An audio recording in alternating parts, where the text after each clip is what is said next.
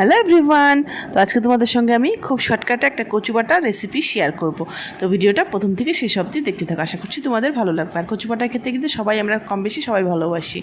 আর এইদিকে আমি দেখো কচু নিয়ে নিছি, আর এই দিকে দেখো শর্টকাটে কিন্তু আমি কচুটাকে গ্রেট করে নিয়ে নিলাম, দেখলে তো গ্রেট করা হয়ে গেছে। আর বাটাবাটি ঝামেলা ছাড়াই কিন্তু আমি কচুটা এখন রেডি করে ফেলবো। এখানে আমি তেলের মধ্যে দিয়ে দিলাম কালো জিরা, আর এই দেখো রসুন নিয়ে নিচ্ছি। তো রসুনটা থেতো করে নিলাম।